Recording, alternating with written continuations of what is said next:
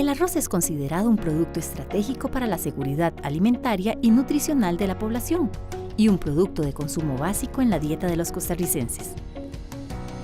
Es por ello que expertos del Tecnológico de Costa Rica, la Universidad Nacional y la Universidad de Costa Rica se unieron para desarrollar el proyecto llamado Generación de la Variabilidad Genética en el Arroz, una alternativa para enfrentar el cambio climático y favorecer la seguridad alimentaria en Costa Rica.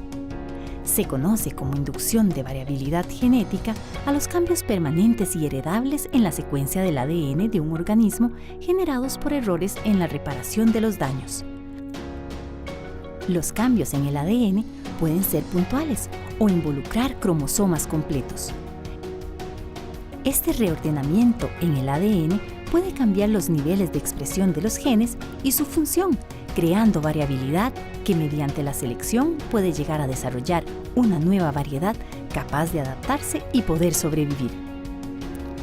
En este caso, se trata de una modificación directa en los genomas del ADN del arroz para darle a la planta determinadas características que le permitan soportar la sequía y la salinidad, dos de los efectos del cambio climático que afectan al sector arrocero, y así ofrecer a los productores una fuente alternativa de variedades de semilla capaz de hacer frente a los efectos del cambio climático en la agricultura. Conozca más sobre este tema con el Dr. Rafael Orozco Rodríguez, profesor e investigador de la Escuela de Ciencias Agrarias de la Universidad Nacional, y el Dr. Andrés Gatica Arias, profesor e investigador de la Escuela de Biología y del Centro de Investigación en Biología Celular y Molecular de la Universidad de Costa Rica. Junto a ellos analizaremos la revolución en el cultivo del arroz. Bienvenido, Rafael, a La Conciencia. Muchísimas gracias por hacer el esfuerzo de venir desde Heredia. Muchas gracias, Gustavo. Eso es un gran costo. Un placer estar aquí con usted. Muchísimas gracias. Hablemos de la importancia del cultivo del arroz en nuestro país. Una ubicación general. ¿Qué tan importante es este cultivo? Bueno, el cultivo del arroz es en realidad el primer cereal que nosotros consumimos. El consumo per cápita está en 50 kilos por persona al año, ¿verdad? En realidad es fundamental. Y eso es fundamental en la dieta del costarricense junto con los frijoles, pero en realidad, como te digo, el consumo anda en 50 kilos. Tenemos un consumo, la mitad a nivel mundial. El máximo consumidor de arroz en el mundo son los asiáticos, con 100 kilos per cápita. Por persona. Por persona. Nosotros estamos en la mitad. En la mitad. O sea, somos altamente consumidores de este tipo de cereal.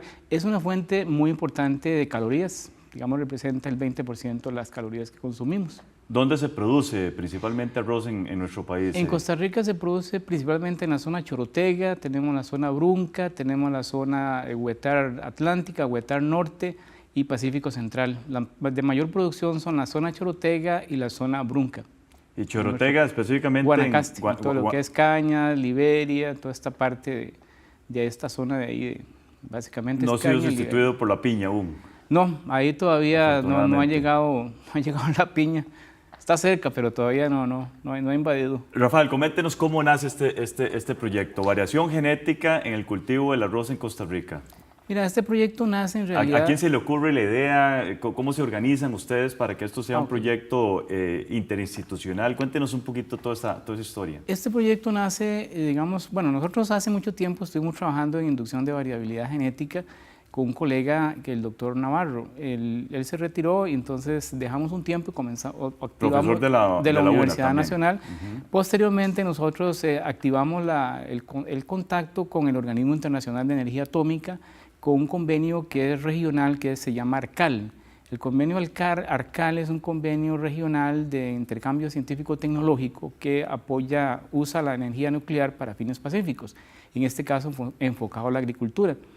Y a raíz de eso sacan convocatorias o salen convocatorias para participar en los proyectos. Entonces sacan líneas de interés, por ejemplo, la agricultura, la salud, la energía, industria, etc. Entonces yo vi la convocatoria y dije, mira, voy a participar pensando y apliqué, pensando en la necesidad de generar, en el caso del arroz específicamente, materiales variantes para adaptación al cambio climático, para lograr una mayor adaptación al cambio climático de variedades que tengamos nosotros que requieran solo trabajarse en algún aspecto, como por ejemplo resistencia, salinidad, sequía o factores como enfermedades, pero ahí nace, digamos, esa inquietud, que entonces participamos y logramos introducirnos en esa convocatoria, y entonces a raíz de ahí, después... Obviamente la ganaron.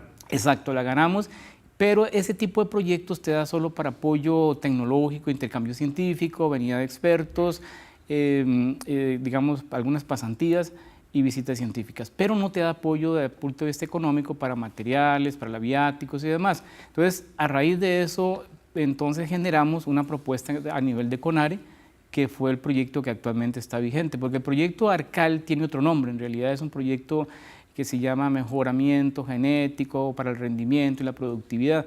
Es más macro a nivel latinoamericano porque enfoca no solo el arroz, sino también incluye otros cultivos como la quinoa, la papa o raíces de tubérculos en general. Para Costa Rica nosotros definimos el arroz, dada la importancia, como comentaba al principio, para la dieta del costarricense. Entonces dijimos, no, después de una discusión en grupo que hicimos, dijimos, bueno, estaba el café, estaba el arroz, en este caso dijimos, vamos con el arroz. Y entonces a nivel nacional se genera el CONARE, un proyecto CONARE, en donde está enfocado a la inducción de variabilidad genética, específicamente en el arroz, y entonces ahí participamos la Universidad Nacional, la UCR, el Tecnológico, y lo logramos pegar ese proyecto para un bienio, digamos, y este proyecto termina este año. Ya termina en este año, sí, tenemos que buscar nuevas fuentes de financiamiento para continuar, porque el trabajo en arroz realmente es permanente, digamos, en los Más adelante, obviamente, vamos a abordar los resultados del proyecto como tal, pero antes, Rafael, yo quisiera preguntarle algunos conceptos que usted ha mencionado. Cambio climático, ¿cómo afecta principalmente cambio climático en nuestro suelo? Eso es una cosa. Hablemos de variación genética, la importancia de variación genética en los cultivos también. Ok, bueno, vamos a comenzar al revés. La variabilidad genética es muy importante, o la variabilidad en los cultivos es muy importante porque te permite seleccionar. Es una fuente de diversidad, entonces te permite seleccionar algo de interés. En el caso de nosotros, para Costa Rica, bueno, ¿cómo afecta el cambio climático? ¿Cómo va a afectar o cómo está afectando la variabilidad? Le llamamos variabilidad del clima, en el cual está inmerso el cambio climático. Entonces, esto afecta más que todo en alteraciones de regímenes pluviométricos, en la parte de variación de temperaturas, básicamente, y lo otro es, digamos que eso... Las lluvias. Las lluvias, exacto. El patrón de lluvias drásticamente. Sí, exacto. Entonces, en algunos casos vamos a tener sequías. Hay una proyección ¿cómo se llama?, el Instituto Meteorológico, que indica que para el 2080, más o menos, la zona de Guanacaste va a ser una zona bastante árida. Va a haber aumentos de temperatura hasta de 2 grados, y de 1.5, 2 grados, y esto trae consecuencias, digamos, en los cultivos, en las especies, inclusive en los patógenos. ¿Por qué? Porque aumentos de temperatura de 2 grados puede causar esterilidad en el cultivo del arroz. Entonces va a caer el rendimiento, van a aparecer nuevas enfermedades, y en el caso de la sequía, pues no va a haber suficiente disponibilidad de agua, y eso va a traer problemas, y ahí es donde se requiere contar con diversidad para poder seleccionar materiales que ayuden a soportar este tipo de factores, ya sea sequía, sea acúmulo de salinidad. Lo que hemos visto en el caso de salinidad, y es un enfoque que nosotros tenemos en el proyecto, es que algunos suelos se han comenzado a incrementar los niveles de sales, principalmente cloruros de sodio, cloruro de magnesio, cloruro de calcio, producto de, primero, de incremento en el nivel del mar, que ha venido aumentando, entonces hacia las zonas costeras ingresa el agua salina y eso es un problema. Lo otro por uso excesivo de fertilizantes, principalmente nitrogenados, y lo otro es, digamos, bueno, ya otro tipo de condiciones de sequía, digamos, uso intensivo del riego. Entonces, esto ha venido provocando que ciertos suelos se salinifiquen, entonces haya que cambiar de actividades. Entonces, ahí se requiere disponer de materiales resistentes. Claro. Permítame hacer una pausa. Ya regresamos con todas y todos ustedes. Las investigaciones sobre mutaciones se iniciaron en 1927 con los trabajos de Hermann Müller acerca de los efectos de los rayos X sobre la mosca de la fruta.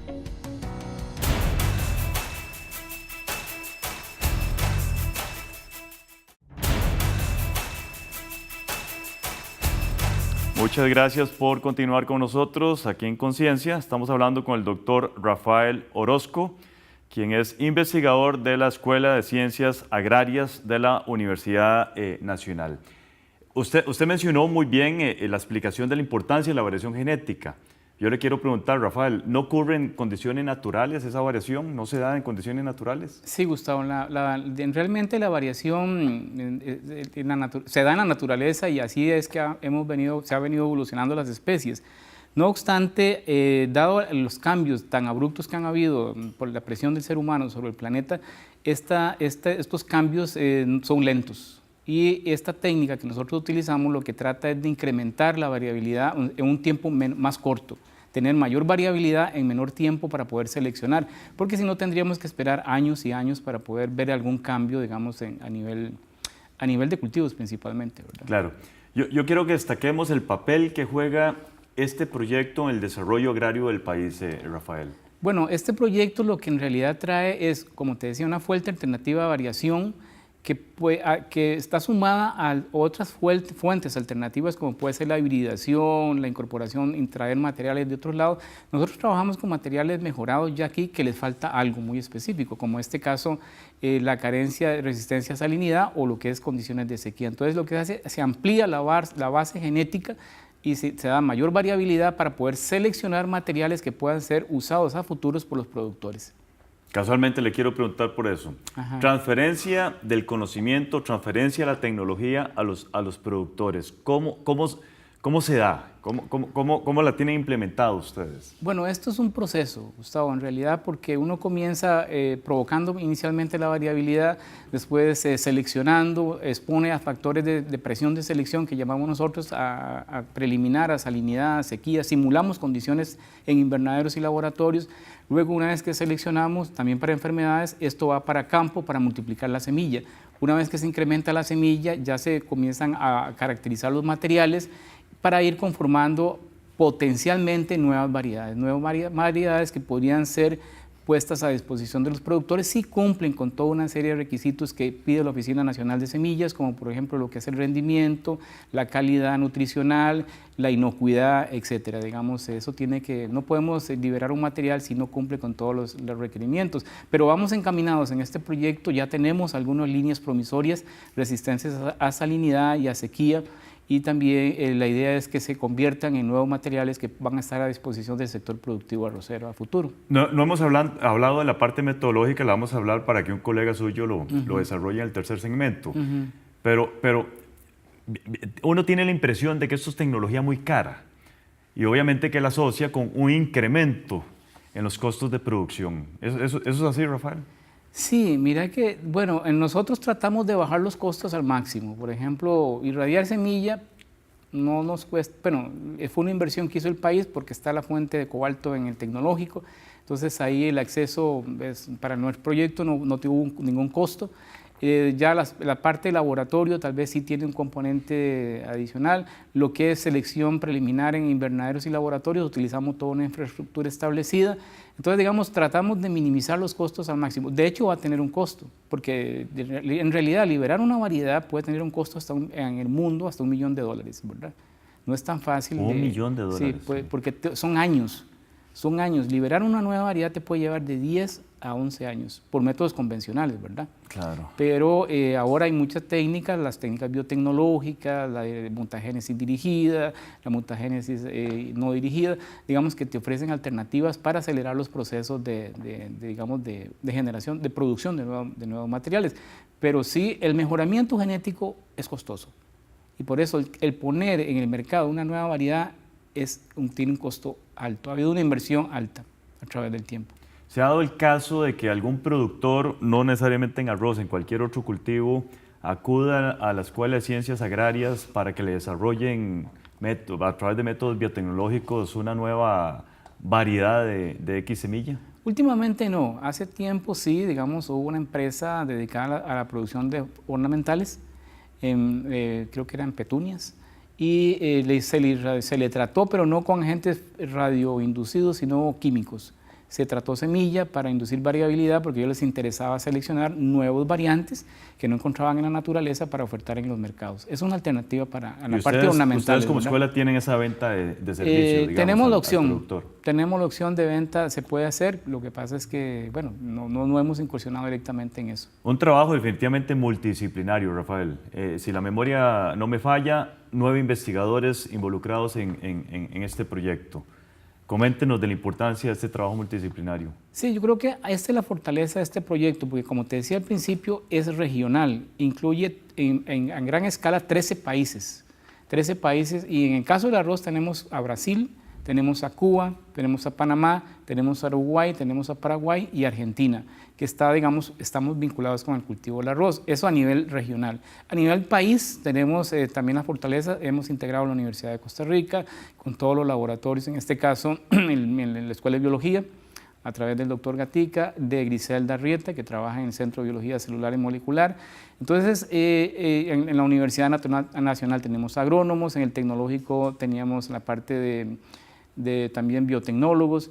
Entonces, esto ha sido toda una fortaleza porque entonces atacas el problema de varios ángulos, de diferentes disciplinas. Tenés biólogos, tenés agrónomos, tenés biotecnólogos, tenés biólogos moleculares. Entonces, digamos, es tratar de aportar todos a un mismo punto, ¿no? Digamos, a solucionar un único problema. Claro, me quedan 30 segundos, Rafael. Destaquemos la participación de los estudiantes en este proyecto, me interesa mucho eso. Eso es muy relevante. En este momento nosotros tenemos estudiantes de licenciatura, también hay estudiantes de posgrado que están realizando estudios, hay estudiantes de ambas universidades o de las 3 universidades. Bueno, sí, de ambas. Ahí hay cada institución mueve, digamos, estudiantes de acuerdo a su objetivo, porque cada institución tiene un objetivo en el marco del proyecto. Claro. Entonces usted desarrolla un objetivo y ahí usted se apoya en estudiantes para poder desarrollar actividades.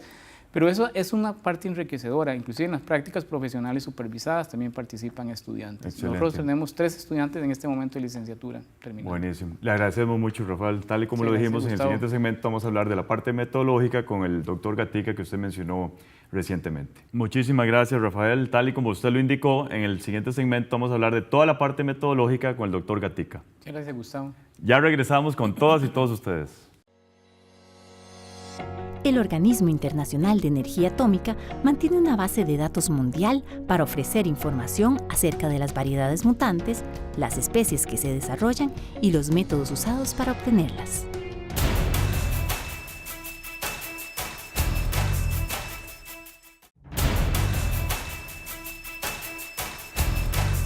Estamos conversando en este segmento con el doctor Andrés Gatica, quien es profesor e investigador de la Escuela de Biología y del Centro de Investigación en Biología Celular y Molecular. Andrés, bienvenido a Conciencia. Muchísimas gracias. Muchísimas gracias por la oportunidad que nos da de participar en este programa. No, las gracias a ustedes. Andrés, tal y como lo indicamos, vamos a dedicar este segmento a toda la parte metodológica. Muy bien. Y obviamente, como no somos expertos, yo quiero que vayamos muy despacito. ¿Cómo inducen ustedes mutaciones, tal y como lo indicó Rafael en segmentos anteriores? Bueno, voy a tratar de explicarlo de la manera más sencilla. Como vimos en segmentos anteriores, la variabilidad puede ser inducida de manera natural. En este caso, pero muy lento, decía Rafael. Sí, las mutaciones o los cambios en las secuencias de ADN ocurren muy lento. Nosotros lo que hacemos en el laboratorio es acelerar este proceso. Y para eso utilizamos radiación ionizante o cobalto 60, que lo que hace es provocar cambios en la secuencia de ADN. Esos cambios se traducen en una nueva proteína que le va a conferir a ese individuo una característica novedosa. En nuestro proyecto la idea es conferirle resistencia a salinidad y sequía. Entonces, todo esto se lleva paso a paso y el primer paso consiste en determinar una dosis de trabajo, una dosis de radiación que induzca la mutación o el cambio. Entonces, es por eso que se tratan las semillas o los callos embriogénicos, se irradian con diferentes dosis de cobalto 60. Perdone que lo interrumpa, Andrés, si alguna de esas mutaciones es negativa... ese es el segundo paso. Que puede ocurrir perfectamente. Sí, claro. Y de hecho, la mayoría o la mayor frecuencia de mutaciones son negativas. Entonces, el primer paso consiste en inducir la mutación, determinar la dosis de trabajo adecuado con el material que usted haya seleccionado, ya sean semillas o callos embriogénicos en nuestro proyecto. Perdón, ¿qué entendemos por un callo embriogénico? Un callo embriogénico es una masa de células indiferenciadas. Tiene la ventaja con respecto a la semilla que la mutación puede ocurrir en una única célula. Entonces, al ocurrir en una única célula, esa célula puede regenerar una planta entera y toda la planta, en este caso, tendría la mutación. Al trabajar con semillas, el embrión es un multicelular y pueden ser unas células que estén mutadas y otras no. Entonces, el individuo que se regenera a partir del embrión va a tener una parte mutada y otra parte que no esté mutada. Entonces, ustedes igualmente trabajan con semillas y con callos. Trabajamos con por las dos vías. Tienen sus ventajas y desventajas. El proceso de callo embriogénico es un poquito más lento porque hay que inducir el callo bajo condiciones de cultivo in vitro en el laboratorio, regenerar la planta, esa planta transferirla al invernadero y posteriormente al campo. Si trabajamos directamente con la semilla se irradia y se germina bajo condiciones de invernadero y se transfiere al campo. Físicamente, ¿dónde hacen ustedes todo esto? ¿En el Centro de Biología Celular y Molecular? Como le explicaban anteriormente, es un proyecto multiinstitucional y en este caso las irradiaciones se llevan a cabo en el Instituto Tecnológico de Costa Rica. Nosotros llevamos el material, ya sea semilla o callo, al tecnológico y se irradia en las instalaciones que tienen ellos. Ahora, todo el proceso de regeneración de ese callo embriogénico hasta obtener la planta y la selección bajo condiciones in vitro se lleva a cabo en el Centro de Investigación en Biología Celular y Molecular. La parte de las semillas lo llevan los colegas en la Universidad Nacional en sus invernaderos y también tenemos colaboración de una estación en Guanacaste, donde estamos llevando a cabo los ensayos de campo para seleccionar salinidad y sequía.